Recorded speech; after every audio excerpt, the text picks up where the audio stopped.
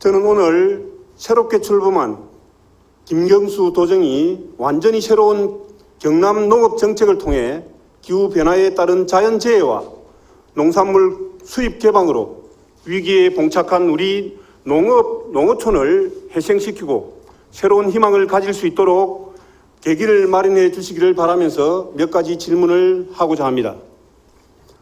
먼저 경남의 농업과 농어촌 발전 방안에 대한 경남도의 비전과 전략에 관해 질문드리겠습니다.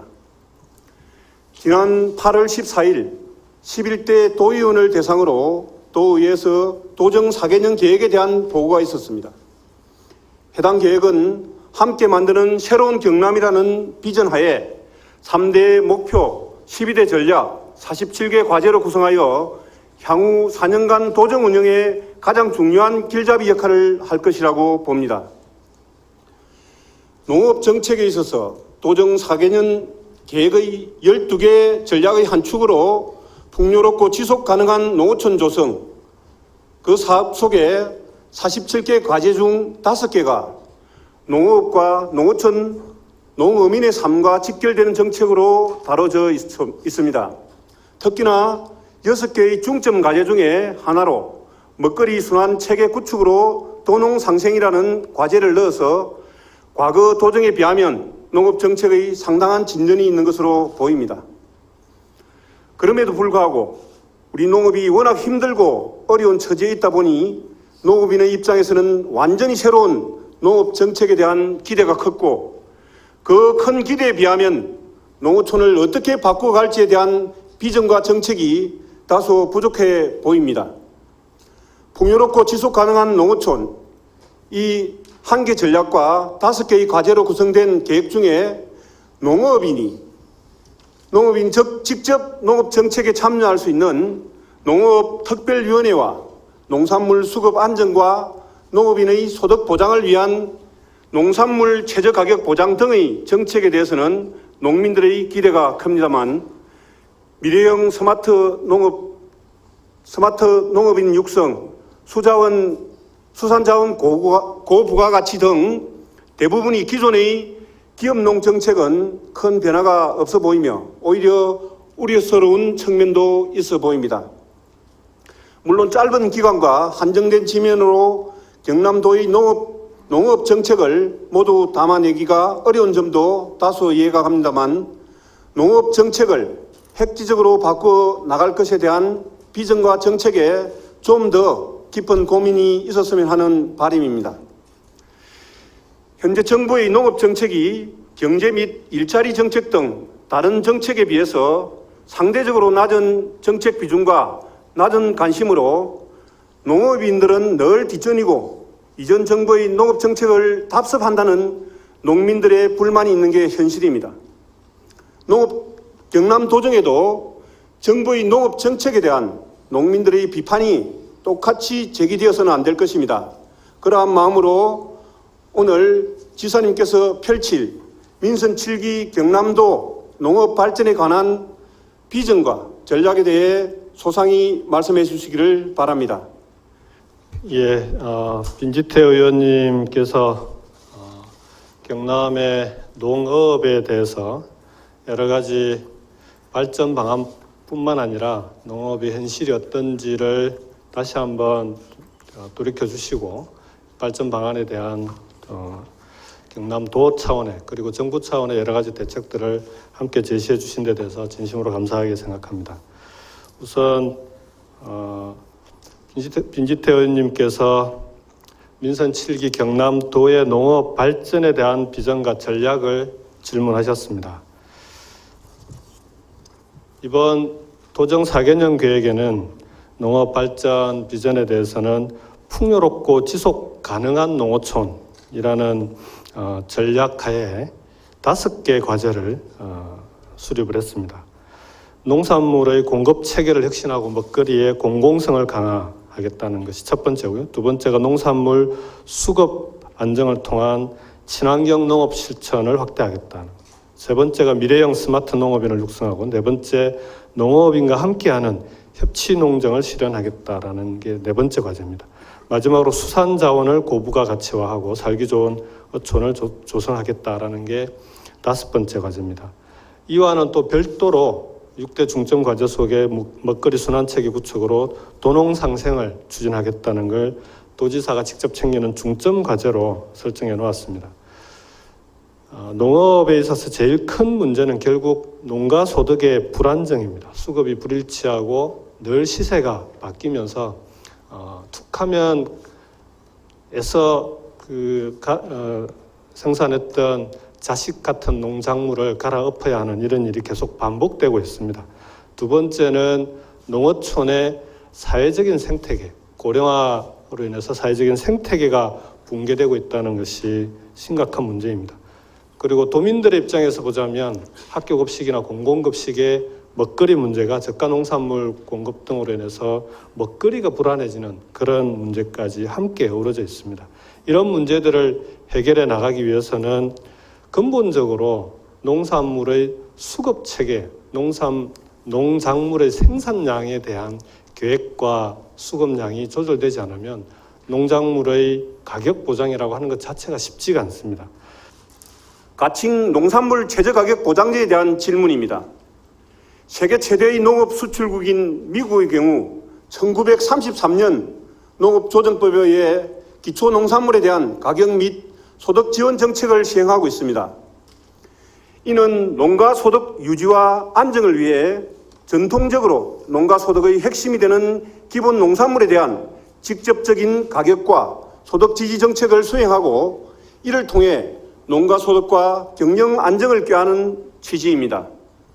또한 이후 역시 1968년 공동농업 정책을 통해 국제 가격보다 높은 농산물 지지 가격을 형성해서 생산을 촉진하고 생산된 농산물은 보장된 가격으로 판매할 수 있는 환경을 조성하여 수요량도 제대로 생산을 하지 못했던 유럽연합이 해당 정책 시행으로 인해 식량 수출국 반열에 올라서게 되었습니다.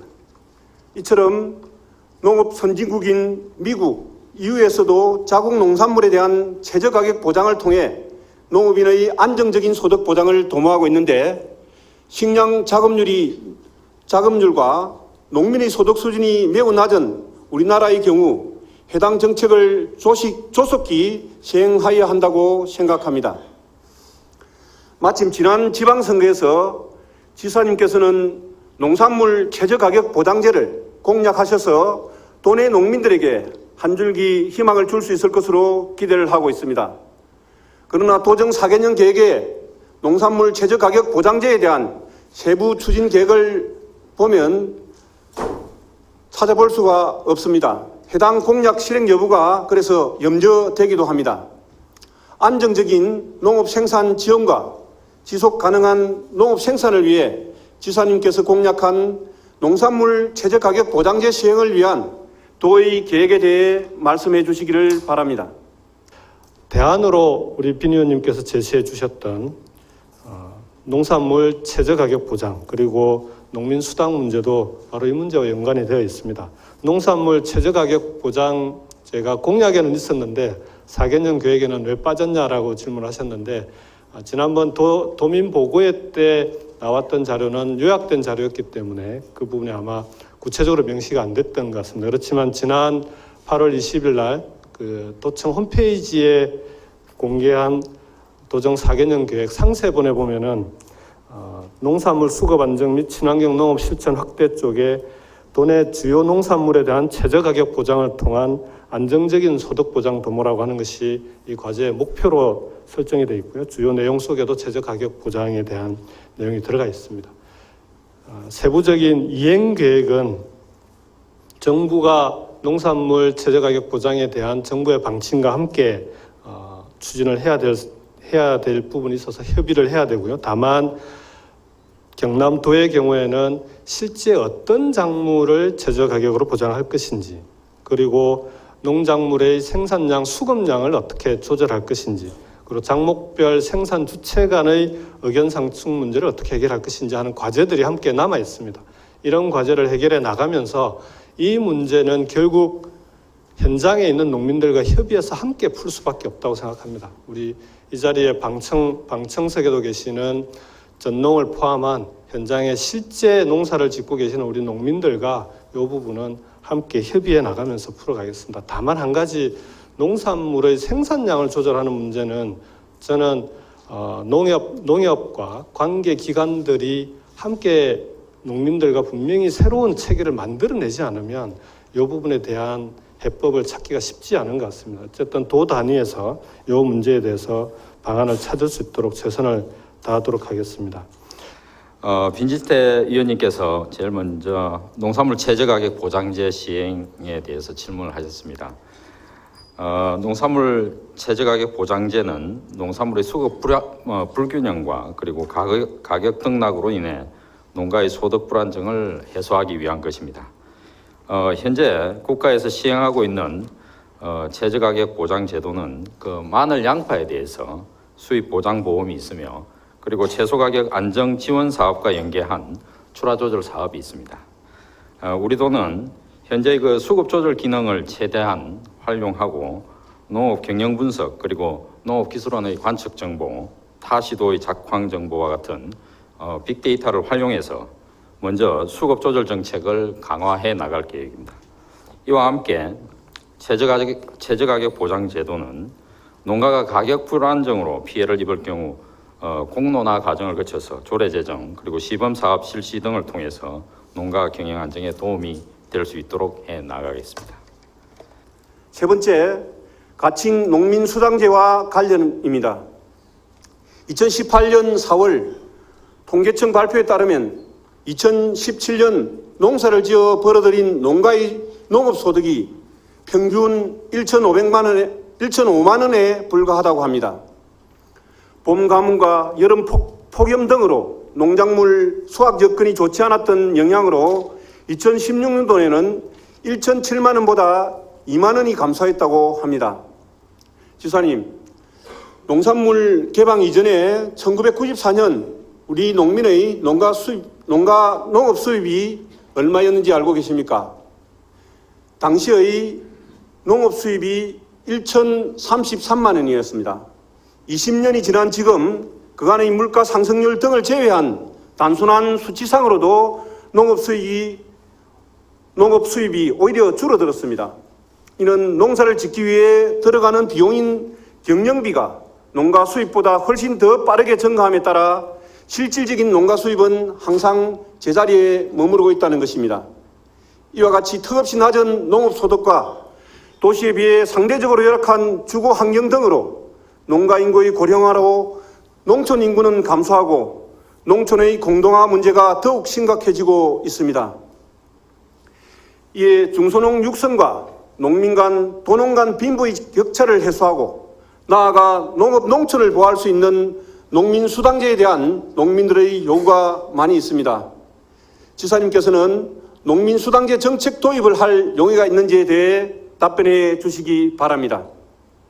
그리고 이후에 우리 담당 국장께서 상세하게 설명을 드리시겠지만 농민수당과 관련해서도 간략하게 답변을 좀 드리겠습니다.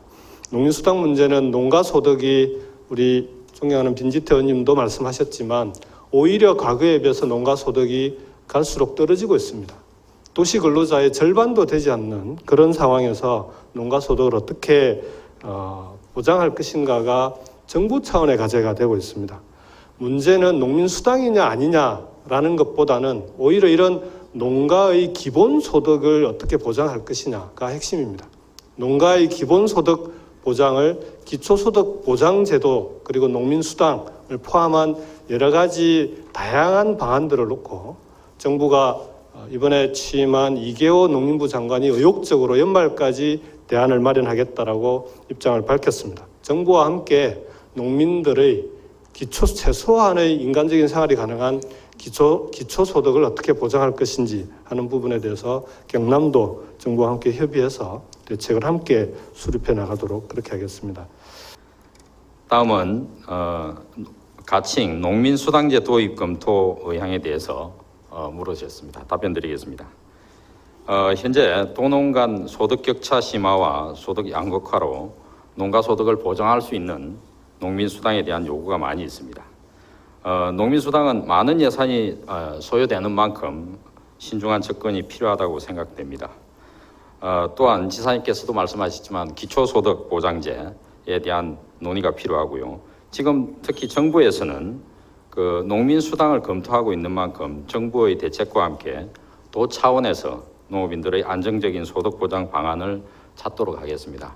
특히 8월 13일 날 취임하신 이계호 장관님께서는 연말까지 대안을 마련하겠다고 언급을 하셨습니다. 우리 도는 이와 함께 농민수당제와 함께 농업의 공익적 가치 창출을 위해서 경남 공익형 직불제를 새로 도입하고 농업인의 소득 안정을 위해 농산물 수급 안정 정책을 마련하도록 하겠습니다. 수급 안정 정책 마련과 함께 최저가격 보장제 도입 방안을 검토해 나가겠습니다. 앞으로도 농업특별위원회를 통해서 현장의 농민들과 충분한 논의를 거쳐서 실질적인 소득 안정화 대책을 마련토록 하겠습니다. 네 번째로 스마트팜 혁신밸리 사업에 관련입니다.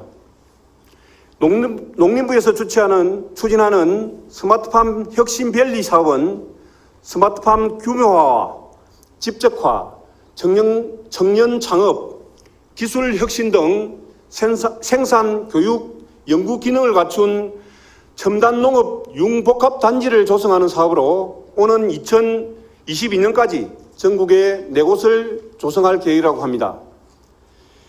금년 상반기에 8개 광역도에서 신청해 전북 김제와 경북 상주 2개소가 선정되었고 농림부는 올해 연말이나 내년 초에 추가 공모를 통해 두 곳을 추가로 선정할 방침이라고 합니다. 그러나 정부에서 추진 중인 스마트팜 혁신밸리 사업은 많은 문제점이 있습니다. 정부의 역할을 생산 측면에만 치우쳐서 농산물 유통 구조 개선에는 전혀 대책이 없다는 것입니다. 농민 문제의 핵심은 정기적인 농산물값 폭락에 있는데 이것에 대한 대책은 없다는 것입니다. 스마트팜 밸리에서 생산된 파프리카, 토마토, 딸기 등 이 작물들은 수출이 안 되면 바로 국내산 농산물과 경쟁을 하게 됩니다. 주요 농산물 공공수급 제도의 도입 없이는 생산 시설 확대 정책은 필연적으로 실패할 수밖에 없습니다. 또한 국비, 지방비 포함해서 1조 원 이상이 투여되는 대형 프로젝트에 농민들과 전문가들과의 공청회 토론회 한번 하지 않았다고 합니다.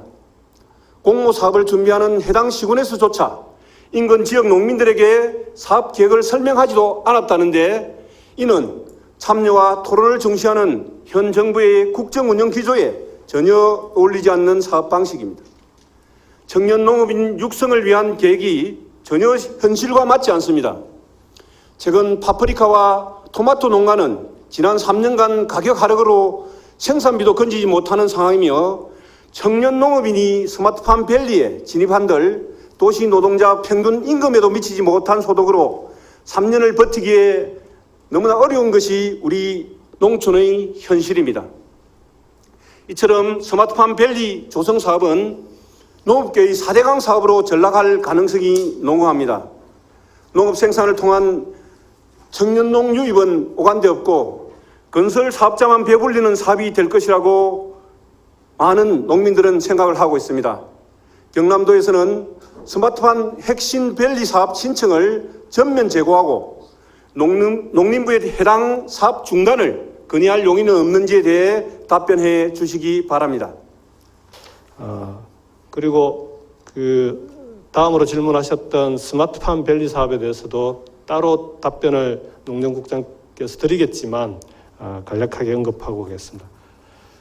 스마트팜 사업은 현장에서의 오해가 하나 있고 그리고 경남에서 추진하는 스마트팜 사업의 방향과 이 두 가지에 대해서는 조금 분리해서 설명을 드리겠습니다. 현장의 오해는 기업형 농가를 다시 육성하려고 하는 거 아니냐라는, 그렇게 해서 또다시 스마트팜 밸리에서 생산되는 농작물이 오히려 농민들이 생산하는 여러 농작물에 더해지면서 농산물의 가격을 떨어뜨리는 그런 역할을 우리 농작물 시장을 혼란시키는 역할을 하지 않겠느냐라는 우려가 있는 게 사실입니다. 그렇지만 청년 농업인들을 만나보면 이제는 스마트팜이라고 하는 새로운 첨단 농업으로 가지 않으면 이제는 버티기 어렵다. 그리고 그런 방향으로 가야 된다는 얘기들도 많이 합니다. 특히 선거 기간에 그리고 도지사 취임 이후에 세코에서 행사 과정에서 만났던 청년 농업인들은 어떻게 하면 실제로 청년 농업인들이 스마트팜을 통해서 농업을 살려볼까 하는 그런 고민들을 하고 있습니다. 그래서 저희 도에서는 스마트팜은 그 방향으로 가지 않을 수 없습니다. 당연히 스마트팜으로 방향은 가되 정부가 추진하고 있는 스마트팜 밸리 사업처럼 대규모 스마트팜 밸리 사업을 통해서 농민들이 불안해하는 이런 방향은 우리 도에는 적절하지 않은 거 아니냐. 오히려 농민들과 함께 농민들이 추진하고 농민들이 함께 협의해서 동의할 수 있는 그런 스마트팜 사업을 추진해 나가는 그런 경남형 스마트팜을 추진하겠다라는 것이 저희 경남도의 입장입니다. 여기에 대한 자세한 답변은 다시 한번 담당 국장께서 드리도록 하겠습니다. 다음은 스마트팜 혁신밸리 사업 신청에 대해서 말씀을 드리도록 하겠습니다. 현재 스마트팜 혁신밸리 사업은 20헥타 규모로 조성되는 농림축산식품부의 공모 사업입니다. 지난 7월 1차 공모가 있었는데 우리 도에서는 예산과 부재 확보 문제로 인해서 신청한 시군이 없었습니다. 2차 공모는 올해 연말 예정되어 있는데요. 우리 도의 실정에 맞게 추진해 나갈 것입니다. 생산시설 중심의 기업형 스마트팜은 배제하고 공공성을 강화해서 청년 창업농을 위한 창업보육센터 그리고 경영실소평 임대농장 실정단지를 조성해서 경남형 스마트팜으로 추진할 계획입니다. 사업계획 작성과 신청 과정에서 농업인들과 함께 그리고 도의회와 충분한 의견 수렴을 통해서 제대로 된 스마트팜을 만들 수 있도록 노력하겠습니다. 다섯 번째, 남북 평화 협력 시대에 대비한 경남도의 통일 농업과 관련한 문제입니다. 역사적인 남북 정상회담과 북미 정상회담 이후 다방면에 걸쳐 남북의 교류와 협력이 빠르게 진전될 가능성이 높아지고 있습니다. 이에 따라 지난 10년 동안 중단되었던 농업 분야의 다양한 교류와 협력도 다시금 재개될 것이라는 기대감도 덩달아 높아지고 있습니다. 잘 아시는 것처럼 우리나라의 농업 재배 기술은 세계적인 수준에 달해 있으며 농기계를 비롯 비료나 농약 등 농자재 산업 역시 비약할 만한 성장을 거듭하여 해외에서도 인정을 받고 있습니다. 이렇듯 높은 수준의 한국의 농업 기술과 풍부한 북한의 노동력이 결합한다면 침체에 빠진 우리 농업을 새롭게 한 단계 발전시킬 수 있는 절호의 기회가 될 것입니다. 또한 남북 농업 협력은 단순히 새로운 시장으로의 의미를 넘어서 민족 동일체를 이룰 수 있는 첫 단추로서 그 의미를 더할 수 있습니다. 특히 우리 도는 경남 통일 농업협력회를 통해 분단 이후 처음으로 딸기 모종을 경남에 반입하여 재배함으로써 남북 농업의 상생 방안을 마련하였지만 현재는 통일 딸기 사업은 중단된 상태에 놓여 있습니다. 이처럼 남북 상호 간의 경제적 이득과 통일 협력의 긍정적 분위기 조성에 기여할 수 있는 통일 농업과 관련한 우리 도의 추진 계획에 대해 답변해. 끝으로 통일 농업 계획에 대해서 답변 드리도록 하겠습니다. 지금까지 남북 농업 협력 사업은 인도적 차원의 지원이 많았습니다.